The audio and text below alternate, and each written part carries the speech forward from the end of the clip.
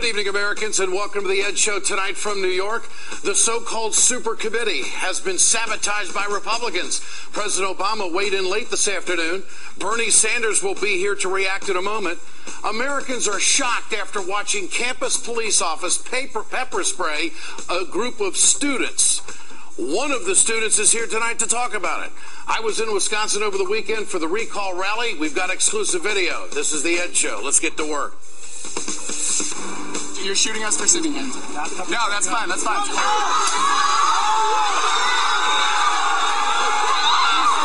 Students were attacked, policemen have been suspended, and the UC Davis chancellor today addressed the masses. I really feel horrible for what happened on Friday.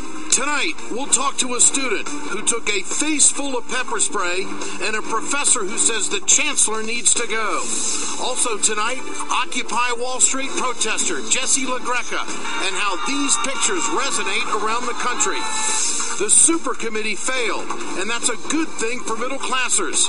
Senator Bernie Sanders is here with analysis. And this weekend, I was in Wisconsin, where the Walker recall effort is in full throat. Tonight, volunteers to recall Walker are getting death threats. They said, if you don't stop circulating recall petitions, we will kill you. Coming up, a full report from Wisconsin. Good to have you with us tonight, folks. People across the country want to know why this happened. A peaceful student protest at the University of California at Davis was broken up Friday like this.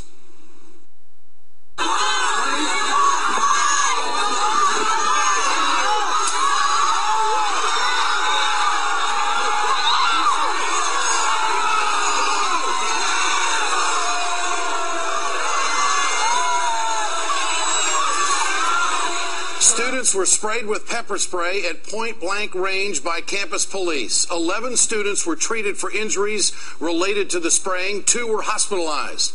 Some students say that they were sprayed directly in their mouths when they tried to cover their faces. Others were coughing up blood, and one reported nerve damage in his wrist. Most people are directing their outrage at this man, Lieutenant John Pike of the UC Davis Police Department. One student says Pike told him, "Move or we will shoot you," before loading with the pepper spray in their faces.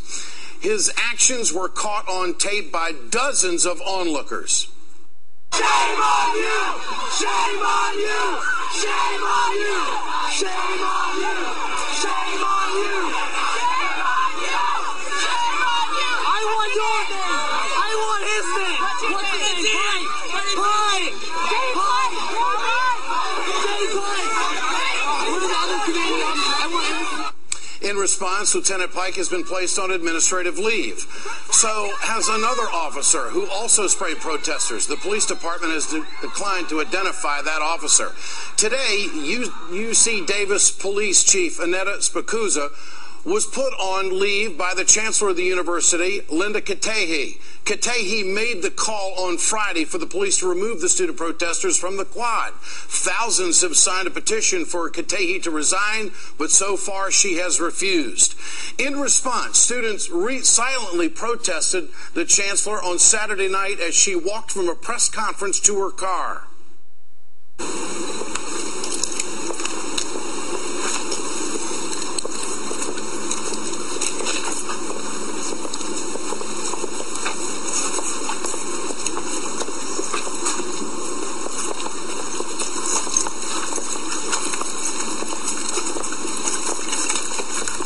The power of their silence is stunning, isn't it? Katehi agreed to speak with students today. They held a solidarity rally on campus with faculty members. Katehi offered brief remarks to the crowd. She was regretful, but she did not step down. I'm here to apologize. I really feel horrible for what happened on Friday. If you think you don't want to be students in a university like we had on Friday, I'm just telling you, I don't want to be the chancellor of the university we had on Friday. So I hope that I will have a better opportunity to work with you, to meet you, to get to know you. And there will be many opportunities in the next few weeks to do that. Thank you.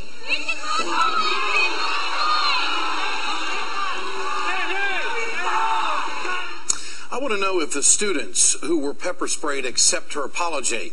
I'll ask one of them in just a moment. I also want to know if she thinks her campus is a safer place today than it was when those students were staging a peaceful protest on Friday. We wanted to pose these questions to the chancellor in person, and yesterday she agreed to come on this show tonight, the Ed Show. Late this afternoon, she canceled. If the chancellor believes that she still should be the leader of UC Davis, she should answer, I think, these questions in public. And so should the police officers. I think the public needs to see the manual that those police officers were operating from. It is horrible, unjustified. It was a peaceful protest, and there was no reason for that officer to take it as if he was spraying his flowers in his backyard. Got to get rid of some of the bugs here. Who told him to do that? Now, the best remedy, I think, is for these police officers to hold a press conference, to show some guts. It's easy to spray kids when they're down and defenseless, but why don't they hold a press conference and say to the American people, this is why we pepper sprayed these college kids? They won't do it. But, of course, they've been put on administrative leave, and that makes us all feel a hell of a lot better. Get your cell phones out. I want to know what you think. Tonight's question, is there any reason to pepper spray defenseless protesters? Text A for yes, text B for no to 622-639, and you can always go to our blog at ed.msnbc.com. We'll bring you the results later on in the show. Let's turn now to David Buscho, a student at UC Davis who was pepper sprayed by the police at the protest. David, good to have you with us tonight. I appreciate your time. Hey, it's good to be here. Yeah, describe the moment. You bet. Describe the moment when you were sprayed by the police officer. What happened? Okay, so about a dozen of my friends sat in the sidewalk as a symbolic gesture and started chanting with the rest of the protesters. It was in the middle of an open field. The police officers were fully able to walk around us. On numerous occasions, they were able to walk over us. But I think that the police officer that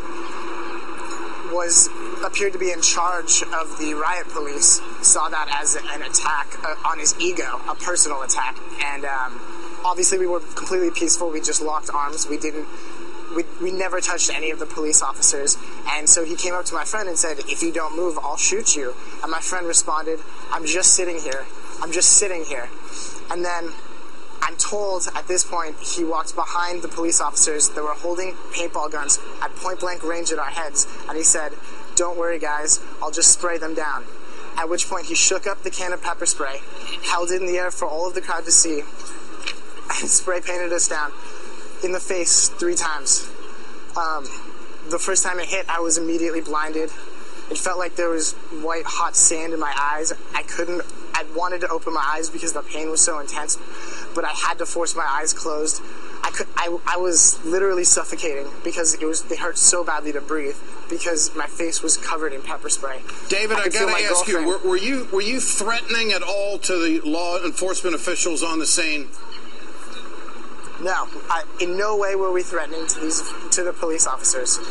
We were sitting down. They walked past us. They walked over us on numerous occasions. We didn't impede what they were trying to do in any way other than by sitting down. We were just sitting there chanting and singing songs. At this point, we had set up camps the night before and spent the night. At this point, those camps had been taken down. We were just a bunch of kids standing around singing. Do you accept the chancellor's apology? I'll accept her apology when she resigns and joins our movement. You want her to resign? That's what you want her to do? I personally want her to resign. I started a petition on change.org. Over 70,000 people want her to resign. My friends and I, who were victims of this incident, managed to track her down on Saturday, and we have her on video saying, I don't plan on resigning unless somebody says I did anything wrong, and 70,000 people said you did something wrong. Do you have anything? Faculty Association. Yeah. Do you have anything to say to the lieutenant? I understand it was Lieutenant Pike who sprayed you down. Do you have anything to say to him? I don't know. He was an officer of the law, and my stepfather is a police officer, and I do have the utmost respect for police officers. I guess I wish I could have a conversation with him about why he did it.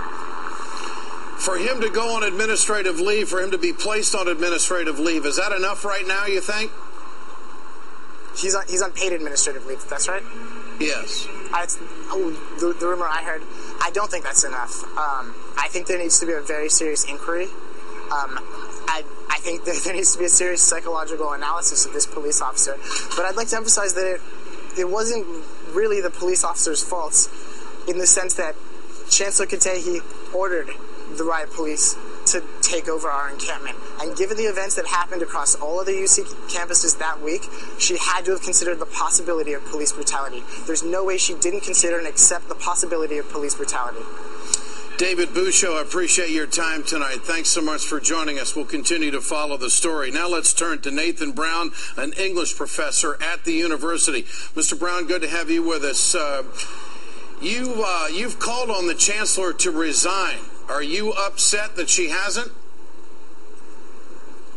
Well, I think that she should. Why should she resign? Because I think that what we're facing here is not just an issue related to one rogue police chief or one rogue police officer, but rather a systematic use by senior administrators in the UC system of police brutality to terrorize student and faculty protesters, to repress free speech, and to repress the right for peaceful assembly. We saw the video of the students silently protesting the chancellor. Are you proud of your students? Those are not all my students, but they're all students at UC Davis and perhaps from other campuses as well. I'm tremendously proud of their action that night. I think the most impressive thing that has come out of this sequence has been the evidence of the incredible collective political intelligence on this campus. And those students are my heroes. They are a tremendous inspiration to me. How is it possible for a campus situation to escalate like this? You're now in the midst of a national story. Well, we've been seeing this for 2 years, in fact. This is what we saw in the fall of 2009 when students occupied a building at UC Berkeley. Massive riot police forces were called in and they beat students on the ground with their batons. The chancellor in that incident, Chancellor Bourgeois at UC Berkeley, did the same thing that Chancellor Katehi is doing right now. He called for an investigation. This is a classic script that people in power follow whenever there is an instance of police brutality. They call for an investigation, they put officers on paid administrative leave, and these are simply transparent methods of deferring and displacing criticism. So you've seen this movie before, Professor? That's correct, yes, as I've been saying. There's a systematic use of police brutality on the UC campuses to terrorize students and faculty who protest tuition increases.